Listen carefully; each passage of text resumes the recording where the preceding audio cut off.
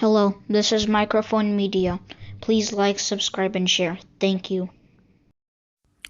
ሰላም ጤና ይስጥልኝ። እንደምንዋላችሁ እንደምናደራችሁ በመላው ዓለም ላይ ያላችሁ አድማጮቻችን ሰላም ለእናንተ ይሁን። ይህ ማይክሮፎን ሚዲያ ቁጥር 2 ነው። ለማይክሮፎን ሚዲያ ቁጥር 2 አዲሱ ቻናላችን ነው። አድማጮቻችን ሰብስክራይብ ያላደረጋችሁ በፍጥነት እያደገ ያለ ነውና ለህዝባችን ጠቃሚ የሆኑ ኢንፎርሜሽኖች ይዞ እየመጣ ከናንተ ወደ እናንተ ነው። አድማጮች እኛ የምንፈጥረው ነገር የለም ወይ ደግሞ እኛ ዜናውን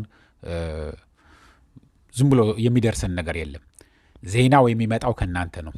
በደል የደረሰባቸው በደል ሲደርስባቸው ያያችሁ መሆን የለበትም እኔ ጋር መድረስ ቢደርስስ ቤተሰቦቼ ላይስ ልጆቼ ላይ ቢደርስስ ብላችሁ አስባችሁ ሪስክ ወስዳችሁ በመሃላቸው ሆናችሁ ከመላው የኢትዮጵያ በተለይ ደግሞ ከአማራ ክልል ከኦሮሚያ ክልል እና ከአዲስ አበባ ምትልኩልን ያላችሁ በጣም ጠቃሚ ነው። ህዝባችንም እየወደደው ነው። በርቱበት ነው የምላችሁ። በርቱበት። የሰውዬ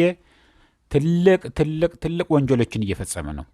1 ትሪሊየን ብር አሳትሞ እንደረጨ ገንዘቡን ወደ እንደሚያከፋፍል ለሱ ለሚደግፉትን ነግረናቸዋል። 1 ትሪሊየን ማለት ከኢትዮጵያ የዓመት ባጀት በላይ ነው።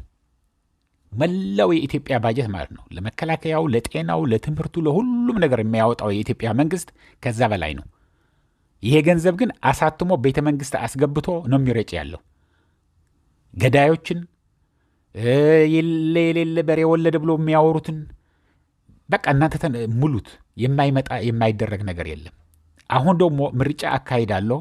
ይህንን ምርጫ አካሂጄ ህገ መንግስቱን ቀይሬ የንጉስ ወይ ደግሞ ቀጥታ ለኔን የሚመርጡ አሁን የሚደረግ ያለ ድራማ እኮ ነው። አድማጮች ልነግራችሁ ነው። እነዚህ ስለ አርስታችን ወደዛ እያመራን ያለ ነው። ተደርጎ እኮ አይታወቅም። የትም አገር ተደርጎ አይታወቅም። ሰው ሳይኖር ካርዶቹን አውጥተህ አሳትመህ ፈርም ብለህ አስፈርመህ አስገድደህ በጠመንጃ አፈሙዝ ነው መናገራቸው ያለ ነው። በመላው የአገሪቱ ይህንን ሰው የሚቆጣጠረውን እርግጥ ግማሽ ኦሮሚያ አይቆጣጠርም፣ ከግማሽ በላይ የአማራ ክልል አይቆጣጠርም። ትግራይ ጭራሽ ምርጫም የለም። የዓለም ሚዲያዎችን ሁሉንም እየዘገቡት ስለሆነ የዚህ ጊዜያችሁን አላባክንም። ምንም ከጫፍ እስከ ጫፍ ከምዕራብ እስከ ደቡብ እስከ መላው ብቻ በካርታ በህገ መንግስት የሚታወቀው የትግራይ ካርታ ምርጫ የሚባል ነገር የለን። በአማራ ክልልም የሚበዛው መሬት የለም። ግን በተለይ በኦሮሚያ አስገድዶ ነው ካርድም የሚሰጣቸው። አዲስ አበባም የባሰ ነው። የኦሮሚያ ልጀምርላችሁና አዲስ አበባ የሚደረገው እንደውም በአዲስ አበባ ልጀምርላችሁ። አዲስ አበባ አነስተኛና ጥቃቅን ብለው አደራጅቶ ለእኔ መምረጥ አለባችሁ። ኢሞኒ ደግሞ አደራጅቶ ተበድረው ከ250 ሺህ እስከ 300 ሺህ አውጥተው ሰዎቹ እንሰራበታለን ትንሽ ይቆይልን ይሆናል እንደ አርከበህ ሱቆች ለብዙ ጊዜ ሊቆይልን ይችላል ብለው እየሰሩ ያሉትን ካሁኑ መቀማት ጀምረዋል። ከትናንትና ወዲያ ጀምሮ መቀማት ጀምረዋል። አሁን ኮንቴነሮቹን ሰርተዋቸዋል አይደለም? አስፈርሞ እቤትህ ልጅ ይኑርህ አይኑርህ ስንት ነው ያላቸው 5 ሰው ካልከው 3ቱን ልጆች ናቸው። ምንም ነገር ኤሌመንተሪ ያልገቡ ሊሆን ይችላሉ። ግን ካርድ ይሰጣቸዋል። ምን አገባህ አንተ ዝም ብለህ ካርድን ውሰድ ነው የሚባለው።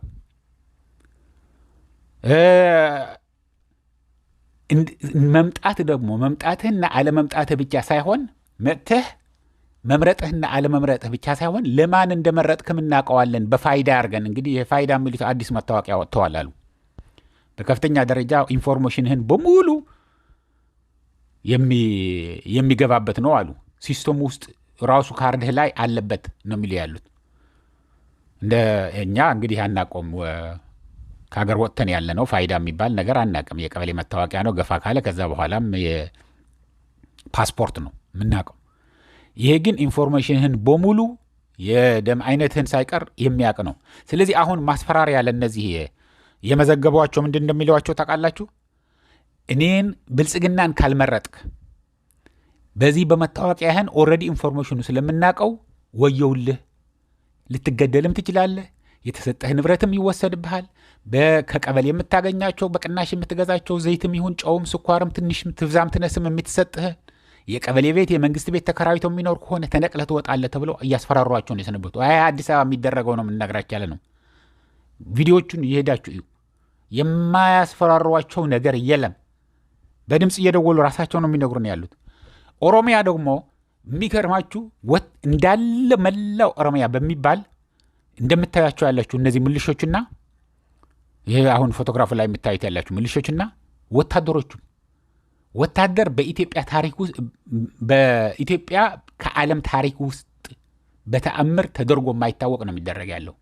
አንደኛ ነገር የጦር መሳሪያ የያዘ ከፖሊስ ዱላ የያዘ ፖሊስ ካልሆነ በስተቀር ጠበንጃ ይዘህ ምን ብለህ ፖሊስ እንኳን አይሄድም። እንኳን ፌዴራል ፖሊስ እንኳን መከላከያ ሰራዊት ማለት ነው። በምንም ተአምር አይደረግም። ዳር ድንበር ለመጠበቅ ነው እንጂ የኢትዮጵያ መከላከያ ሰራዊት የተቀጠረውና ልምምድ ተሰጥቶት ከሆነም ዳር ድንበር የሀገሪቷን ለመጠበቅ ነው እንጂ ከተማዎቹ እንኳን ገብቶ ማስተዳደርና በዛ መዟዟር አይችልም። ኑልን ካላለ በቃ አቅሜ በላይ ሆነዋል ይሄንን ከተማና አጉዙኝ ካልተባለ በስተቀር መከላከያ አይገባም። አሁን ግን ሌላ ይቅር ምርጫ አካባቢ ሂደው ኮሮጆ ተሸክመው የሚሄዱ ያሉ የኢትዮጵያ መከላከያ ሰራዊቶች ናቸው። አሁን ኦሮሚያ የተደረገውን ከዛ ከኦሮሚያ ደውሎ የነገረኝ በጣም የሚያሳዝነው ሪከርድ ካረግነው በኋላ ባክን እኔ ከዚህ በፊትንም አንዱ ተሰምቶ ብዙ ችግር ደርሶበታልና ችግር እንዳይደርስብኝ ስለምፈራ ሌላ ሚዲያ ላይ ሲናገር ተሰምቶ የታሰራለና እኔም ስለምፈራ በቃ ድምፄን አታሰማ፣ ያው ኢንፎርሜሽኑን ነግሬሃለሁ በራሴ ተናገረው ስላለኝ ነው አሁን በራሴ የምናገረው ያለሁት እንጂ ሁሉንም ነገር ዘርዝሮ ነግሮኝ ነበር። መጀመሪያ ካርዱ ውሰዱ ተባለ። ኦሮሚያ ክልል ውስጥ ካርድ አንወስድም ብለው ጸጥ አሉ። ከዛ በኋላስ በግዴታ በምልሻና በመከላከያ ውሰዱ ተብለው እያስፈራሩ እያንዳንዷ ቤት እያንኳኩ ሂደው የሚቆጣጠሩትን ኦፍኮርስ ከተማዎቹን ነው እንጂ ወጣ ካልክ ኦላ ነው ምህረት የለውም። ኦላ ደግሞ መማረክ ምናምን የሚባል ነገር የለም። ቀልድ እንደ ትግራይ ማርኮ አብልቶ አጠጥቶ አክመው ልብስ ቀይሮ ውሃ ጠጥቶ በል በዚህ አድርገ መሳፈሪያህን ያለችን ይችን ይዘህ መሄድ ትችላለህ ብሎ የሚሸኝ የለም። አንገቱ ነው የሚቀላው። ምክንያቱም የሚቀልብበት እሱን ተሸክሜ የምዞርበት እኔ ጉሪላ ዋርፌር ነው የማካሂደው። እነሱን እየቀለብኩ እነሱን ተሸክሜ የምዞርበት ቦታም የለኝ ጊዜም የለኝ ብሎ አያርገውም። የእነሱ አሰራር ነው እሱ። ግንዝ የሚቆጣጠሩት ቦታ ላይ ኦሮሚያ ክልል ሆኖ መንግስት የሚቆጣጠራቸው በከፊልም ይሆን በሙሉ መከላከያ ሰራዊትና ምልሻ ዞረው ይህንን ካርድ እያስፈረመ ሰጣቸው። ከትናንትና ጀምሮ ደግሞ ምን እያደረገ ነው መሰላቸው? አሁን እስካሁን ድረስ ማለት ነው የወሰድከውን አስገድደን የሰጠንህን ካርድ አምጣ ብለው ደግሞ እየሰበሰቡት ነው። እንግዲህ ሲወስድ አስፈርመውት አይደለም። ከዛ በኋላ እንደመረጠ ደግሞ ተደርጎ እየፈረመ ምን ይደረጋል? ካርዱ ይሰበሰባል። ገብቷቸዋል። ራሱ አይደለም ኮረጆ ውስጥ ወይ ደግሞ ሳጥኑ ውስጥ የሚከተው ተሰጥቶታል። ቤቱ እያለ የለም የፍየልም የበግም አይባል እንጂ ዝም ብሎ ብዙ ካርድ ተሰጥቶታል። ከዛ በኋላ ሰብስበው ደግሞ ፈርም እንደመረጥክ ፈርም ተብሎ ደግሞ ይፈርማል። ከዛ በኋላ ራሳቸው ደግሞ ኮረጆ ውስጥ ያስገቡታል። ለማን እንደሚመርጥ እያዩ ማለት ነው። ለብልጽግና አስመርጠው ማለት ነው። ይሄ ማን ነው የሚያደርግ ያለው? ከመከላከያ ጀምሮ ነው የምነግራቸው። መከላከያ፣ ፌዴራል ፖሊስ፣ የኦሮሚያ ፖሊስ፣ የአዲስ አበባ ከሆነ የአዲስ አበባ ፖሊስ ሆኖ ነው አብሮ ነው የሚሰሩ ያሉት። ስለዚህ እንደዚህ አይነት ድራማ ነው የሚደረግ ያለው። አንዱ ይሄ እንግዲህ አሳዛኝ ያልኩበት ነገር ደግሞ ብዙ ሰዎች የሞቱ አሉ። ይህንን ሲደረግ የተገደሉ አሉ። ንጹሐንም የተገደሉ አሉ። ምልሾቹም የተገደሉ አሉ። ሳያውቁትንም እነዚህ የኦሮሚያ ምልሻ ሲሄዱ ኦላ አግኝተዋቸው ያጨዳቸው ይዘረግፋቸው አሉ። ስለዚህ ዞሮ ዞሮ ተገደውም አምነውበት የሚሄድ የለም። አድማጮቼ ፖሊሱንም መከላከያውም ብርሃኑ ጁላ ሳይቀር ፈርቶ ሰውነቱ አሁን እየጨረሰ ነው። አብይ አህመድ ከዛሬ ነገ አስሮ ያባረረኛል እንዴ? አብይ አህመድ እኮ ለለማ መገርሳ ለገዳ እንዳርጋቸው ባለውለታዎቼ ናቸው ብሎ ካላሰበ ለእኔ የበለጠ ያስብልኛል ብሎ ማሰብ ማለት የዋህነት ነው። እነሱ ነው እዛ ስልጣን ውስጥ ያስገቡት። አንድ ጊዜ ስልጣኑ ላይ ከገባህ ነገሩ ቀላል እንደሆነ እያየነው ነው። አብይ አህመድ ክፉ መሆኑ ብቻ ሳይሆን ክፉ እያስተማረ ነው ለኢትዮጵያ ለሚመጣው ትውልድም። ጭራሽ አንድ ጊዜ ከገባህ ያለ ርህራሄ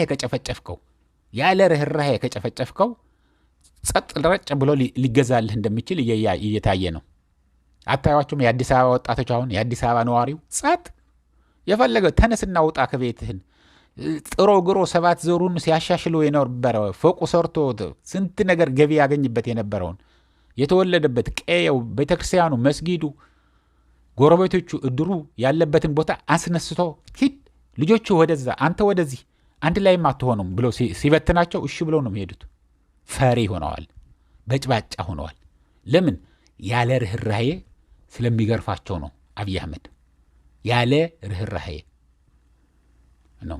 መግደል፣ መሰወር፣ አካል መጉደል የት እንዳለ እኮ አይታወቅም። የሚታሰሩትን ነገር አይታወቁም። የት ታስረው የት እንደተወሰዱ የማይታወቁ በጣም ብዙ አሉ። በጣም ነው የሚያሳዝነው። አሁን ደግሞ የዛሬው ምርጫ ዋናው ምንድን ነው? ለጦርነት መዘጋጃ ነው። ህገ መንግስት ቀይሮ ሁሉንም ነገር አድርጎ ይሄ ሰውዬ ስልጣን ላይ እስካለ ድረስ አያደርገውም የሚባል ነገር እንደሌለ እመኑኝ። አገሪቷን ያጠፋታል። ህዝብ ለህዝብ ሊያባላ ነው የሚሞክረው። የማይደረግ ነገር የለም። አዲስ አበባ እኮ ዙሪያው እያስቆፈረ ነው ያለው። እንዴ መንግስቱ ኃይለ ማርያም እኮ ተጠግተዋል። የኢህአዴግ ሰራዊት ሲባል አውሮፕላኑን አስነስቶ ነው የሄደው። ይሄ ሰውዬ ግን እስከ መጨረሻም ለመዋጋት ምክንያቱም የሚሄድበት ሀገርም ዩናይትድ አረብ ኤሚሬትም አንቀበልም ብለውት ሊሆን ይችላሉ። ያ ሁሉ ንብረትና ሀብት ያ ሁሉ ቤቶች ገዝቶ ማለት ነው። ያ ሁሉ ወርቅ ወስዶ እዛ አስቀምጦ እያለም የከተማ ጦርነትም ለማድረግ እየተዘጋጀ ነው ያለው። ግን አሁን ሲፎክር ቆይቶ አንድ ጥይትና አንድ ሰራዊት እስኪቀር ድረስ እንዋጋለን ሲል ቆይቶ መንግስት ብድግ አድርጎ አይደለም የሄደው። ይህም ሊሸሽ ይችላል። ግን የአዲስ አበባ ህዝብ ፈሪ ሆነዋል። የአዲስ አበባ ህዝብ አንዱ አስቆኛል። ትዝ ይላችኋል አድማጮች፣ ከዚህ ከዳቦ አለ አዲስ አሉ በአላሙዲ ካምፓኒዎች የሚመረት ከሱ ጋር አድርገው የማይሆን ፈሪ እንድንሆን አኮላሽተውናል። እሱን ዳቦ በልተን ብሎ አንዱ ሲያስቀኝ ነበር። በጣም የሚገርም ነገር ነው። እውነት የሚመስል ነው። ምክንያቱም ትንሽ ነገር ተፈጠረ ብሎ እኮ የአዲስ አበባ ህዝብ እኮ ሆ ብሎ ነበር የሚነሳው። አንድ ጊዜ ትዝ ይለኛል ቤተክርስቲያን የሆነ ነገር ተፈጥሯል ብሎ ሳሊተነ ዝም ብዬ ወክ እያደረግኩ እያለሁ ሴቷም አዛውንቱ ወጣቱ ምኑ ይሮጣል። ቀሚሳቸውን ሰብስበው ሽማግሌዎች ዱላቸውን ይዘው ምናምን ይበስ ወዴት ነው የምትሄዱት? ደወል ተደወለ አሉኝ። እኔ ደወል መደወል ብዙ አላውቀውም ምን ማለት እንደሆነ። ደወል ሲደወል አትሰማም እንዴ አሉኝ አንዱ ሽማግሌ።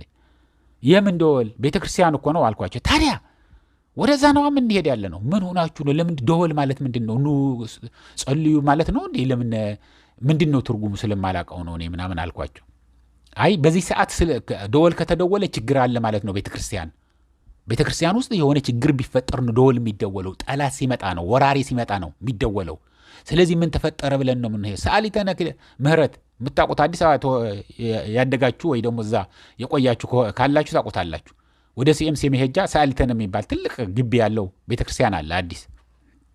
ወደዛ ሲሮጡ አይቻቸዋለሁ።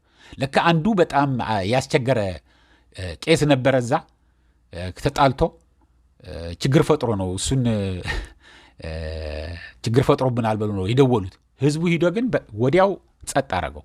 እንደዚህ አይነት ህዝብ የነበረበት ነው። ይሄ ቅርብ ጊዜ እኮ ነው። ኢህአዴግ ሊወርድ አካባቢ አብይ አህመድ ስልጣን ላይ ከመምጣቱ 5 ወር 6 ወር ነው ቢቀድመው። ይህንን የምነግራችሁ ያለ ታስታውሳላችሁ። እዛ አካባቢ ነዋሪ የሆናችሁ ምን እያልኩ እንደሆነ ታስታውሳላችሁ።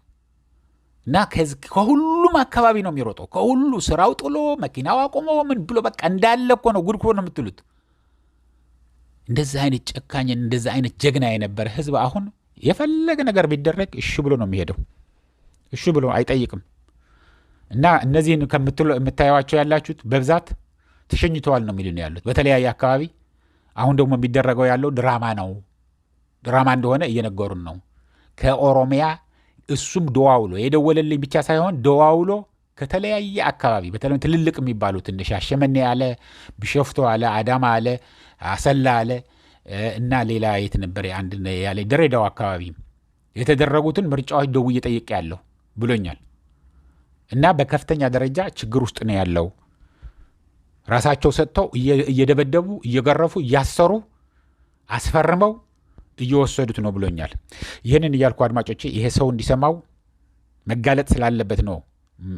በጣም እውነት ለመናገር ደክሜበታለሁ። እሱን አናግሬ ኦልሬዲ ከጨረስኩ በኋላ እባክህን ብሎ ደውሎ እንደገና እሱን አስቀርቼ ነው የነገረኝን ወደ እናንተ ማመጣ ያለሁትና ሰው ይስማው፣ ሰው እንዲሰማው ነው እንደዚህ የምንፈልገው። እኛ ምንም ነገር የምንፈልገው ነገር የለም። ስጡን፣ እንደዚህ አግዙኝ፣ እንዲደግፉን፣ እንዲህ ምናምን አንልም። ከእናንተ የምንጠብቀው አንድና አንድ ነች።